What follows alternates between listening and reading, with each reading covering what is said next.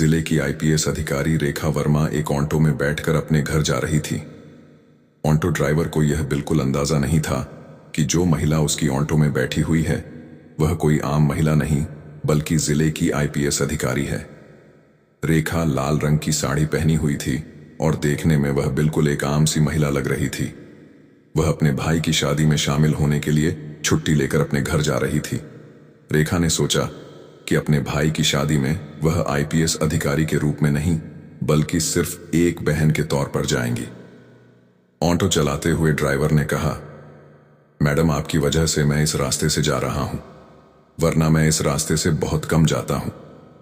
IPS अधिकारी रेखा ने auto वाले से पूछा, लेकिन ऐसा क्यों भैया, इस रास्ते में क्या प्रॉब्लम है? ऑटो ड्राइवर ने कहा, मैडम इस रास्ते पर कुछ पुलिस वाले खड़े रहते हैं। हमारे इस इलाके का जो इंस्पेक्टर है वह ऑटो का चालान बिना वजह काटता है और ऑटो वालों से बिना किसी गलती के पैसे वसूलता है, और अगर इंस्पेक्टर की बात नहीं मानते तो वह लोगों के साथ मारपीट करता है। आज पता नहीं मेरे किस्मत में क्या लिखा है। ऊपर वाला करे कि इस टाइम पर वह इंस्पेक्टर रास्ते में ना मिले, वरना वह बिना गलती के मुझसे पैसे वसूल करेगा। आईपीएस रेखा मन ही मन सोच रही थी, क्या सच में यह ऑटो ड्राइवर जो कह रहा है वह सच है? क्या वाकई यहाँ के थाने का इंस्पेक्टर इतना गलत काम करता है? थोड़ी ही दूर आगे बढ़ने पर उन्होंने देखा कि सड़क के किनारे इंस्पेक्टर समीर चौहान अपने साथियों के साथ खड़ा था और वाहनों की चेकिंग कर रहा था। जैसे ही ऑटो उनके सामने पहुंचा, इंस्पेक्टर समीर चौहान ने लाठी से इशारा करके ऑटो को रोक दिया। फिर इंस्पेक्टर समीर गुस्से में बोला, अरे ओ पायलट, नीचे उतर, तेरे बाप की सड़क है क्या?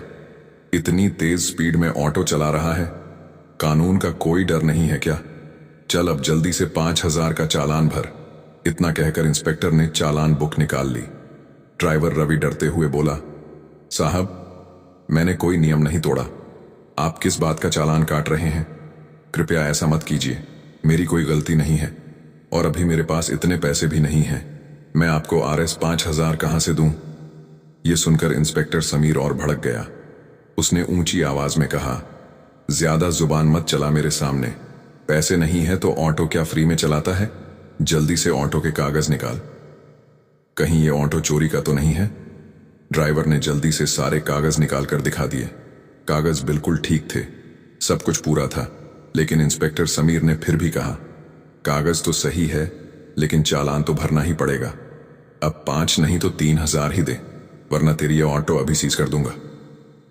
पास ही खड़ी आईपीएस रेखा वर्मा ये सब कुछ ध्यान से देख और सुन रही थी।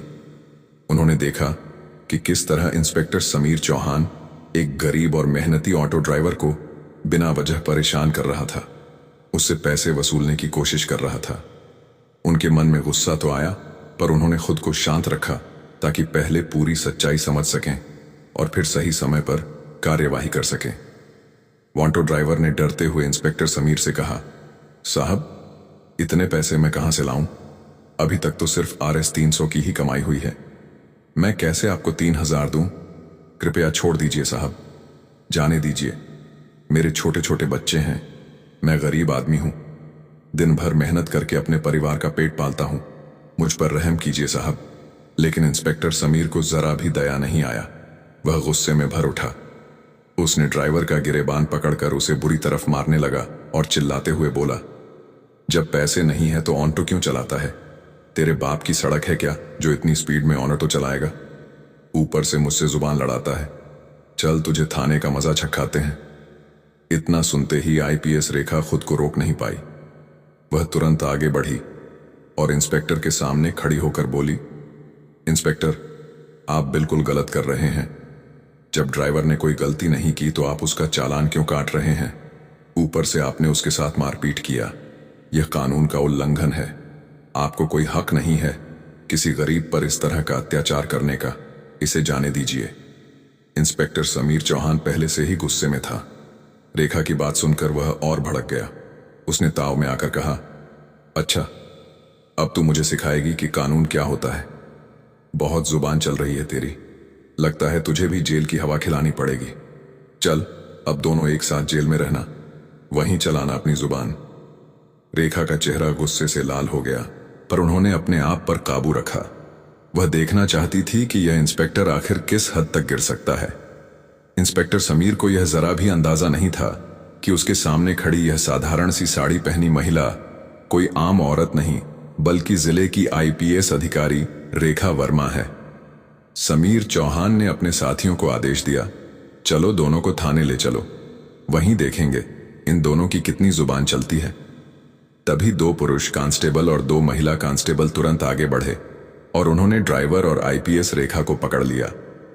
जब वे थाने पहुंचे तो इंस्पेक्टर समीर चौहान ने कहा, इन्हें यहीं बैठा दो, अब यहां देखते हैं ये दोनों क्या करते हैं, इनकी औकात तो इन्हें दिखानी पड़ेगी। हवलदारों ने दोनों को एक बेंच पर बैठा दिया। समीर चौहान कुर्सी पर बैठा ही था कि तभी उसका मोबाइल पर एक कॉल आया। उसने कॉल उठाते हुए कहा, हाँ आपका सब काम हो जाएगा, उस केस में आपका नाम नहीं आएगा, बस मेरे पैसे तैयार रखना, टेंशन मत लो, मैं आपका सारा काम कर दूंगा। आईपीएस रेखा वर्मा और ऑटो ड्राइवर दोनों बैठकर यह सब सुन रहे थे।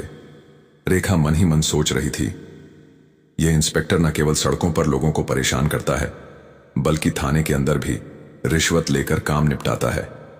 वह गरीबों को लूटता है और उनका हक मारता है। रेखा ने गुस्से को दबाए रखा।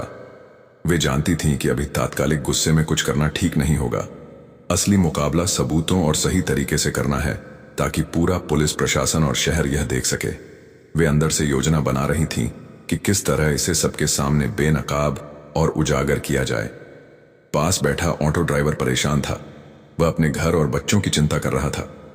रेखा ने उसकी तरफ देखा और शांत स्वर में कहा, आप घबराइए मत, यह इंस्पेक्टर आपका कुछ नहीं कर पाएगा, मैं आपके साथ हूं, मैंने सब देख लिया है और मैं इसे बेनकाब करूंगी। आप निश्चिंत रहें, आपकी कोई गलती नहीं है, आप सुरक्षित हैं।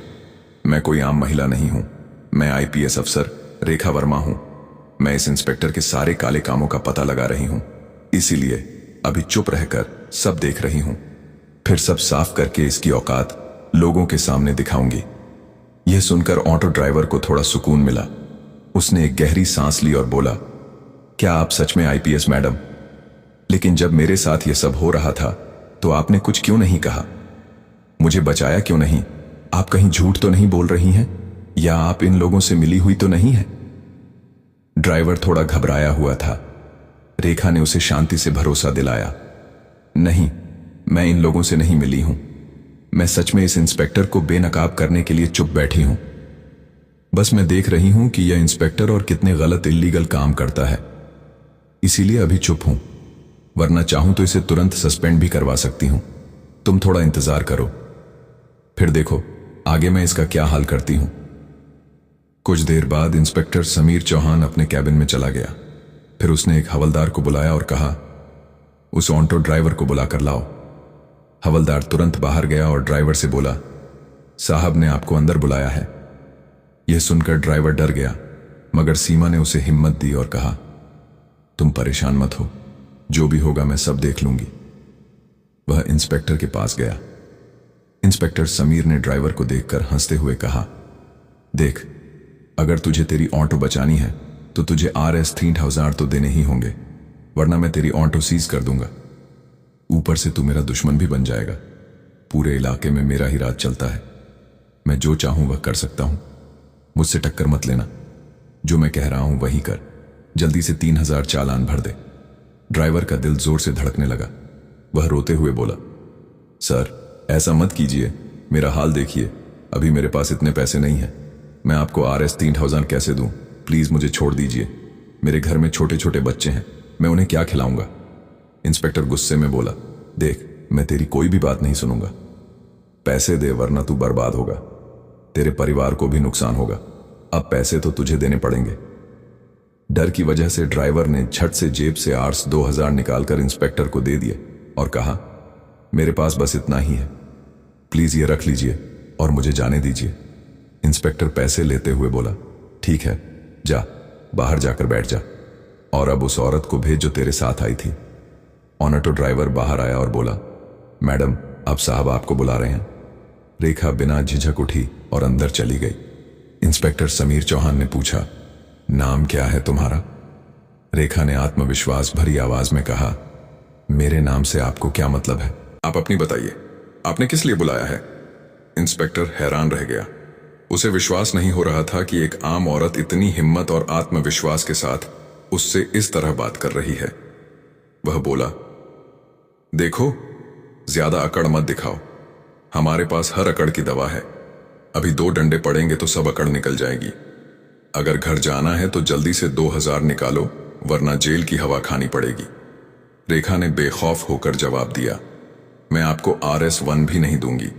मैंने कोई गलती नहीं की है। आप मुझसे किस बात के पैसे मांग रहे हैं? बिना वजह आपको पैसे देने का क्या मतलब? आप कानून का पालन कर रहे हैं या खुद कानून तोड़ रहे हैं?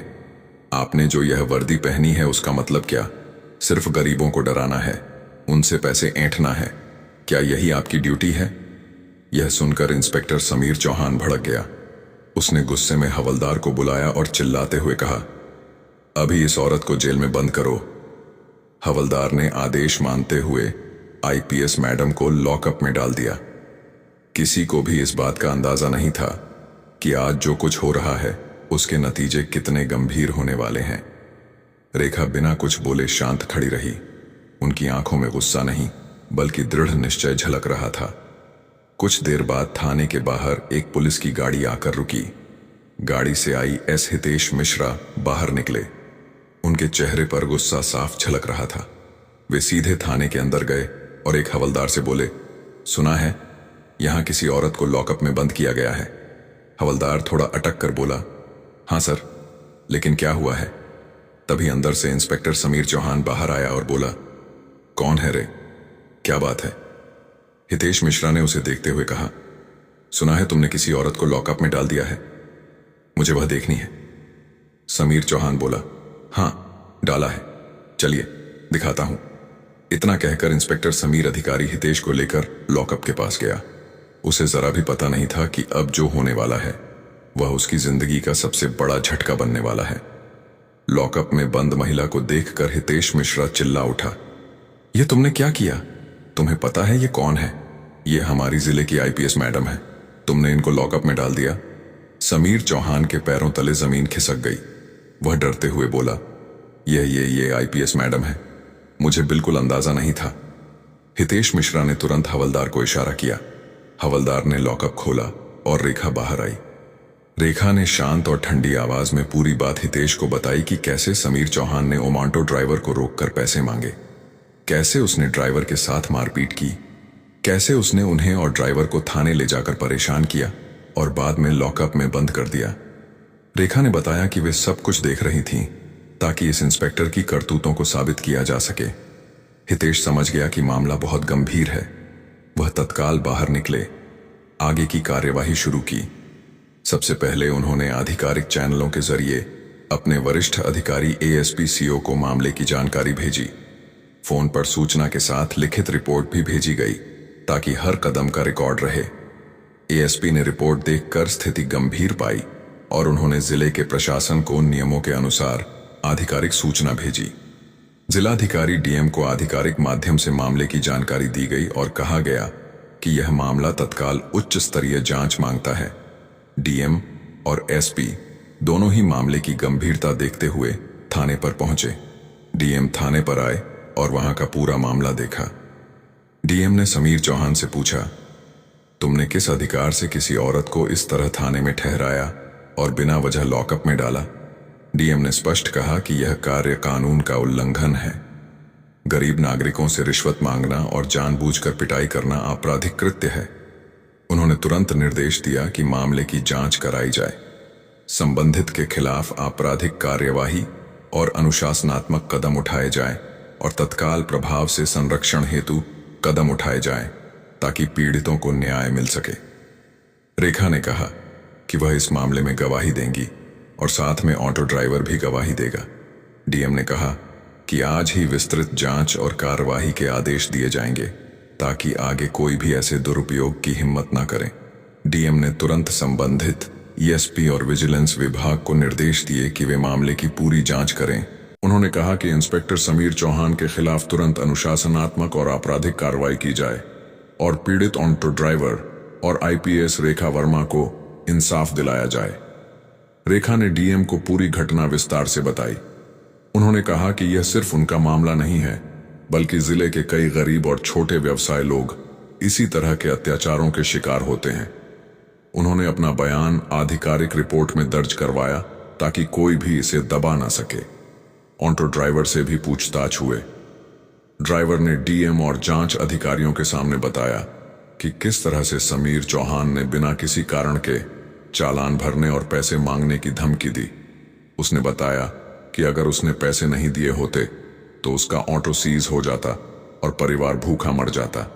ऑटो ड्राइवर का बयान भी आधिकारिक फाइल में दर्ज किया गया। जांच शुरू हुई। विजिलेंस टीम ने थाने के रिकॉर्ड और सीसीटीवी फुटेज का अध्ययन किया। उन्होंने देखा कि समीर चौहान कई बार ऑटो चालकों और गरीब लोगों को डराकर पैसे वसूलता रहा है। अगले दिन सूरज की पहली किरण के साथ शहर की सड़कों पर अधिकारियों की गाड़ियों की लाइन लग गई। एसपी कमिश्नर के साथ कई आईएएस, आईपीएस अधिकारी थाने में प्रवेश किया। उन्हें देखकर समीर चौहान के चेहरे का रंग उड़ गया। समीर चौहान की कुछ भी नहीं सुनी गई और उसके हाथों में हथकड़ी डाल दी गई। एसआईपी कमिश्नर ने आईएएस अधिकारी हितेश मिश्रा को आदेश दिया और कहा, समीर चौहान को अभी इसी वक्त सलाखों के पीछे डाला जाए। जो कानून का उल्लंघन करेगा उसका यही हाल होएगा। और इसके बाद समीर चौहान को सलाखों के पीछे डाल दिया। दोस्तों, अगर आपको यह कहानी दिल को छू गई हो, अगर आपको लगा कि सच्चाई की जीत जरूरी है, तो एक लाइक तो बनता है आपका। हर लाइक हमें नई कहानियां लाने की ताकत देता है। और हाँ, हमारे चैनल को सब्सक्राइब करना मत भूलना, क्योंकि अगली कहानी शायद वही हो जिसका इंतजार आप बरसों से कर रहे हो। मिलते हैं अगली वीडियो में। तब तक के लिए जय हिंद।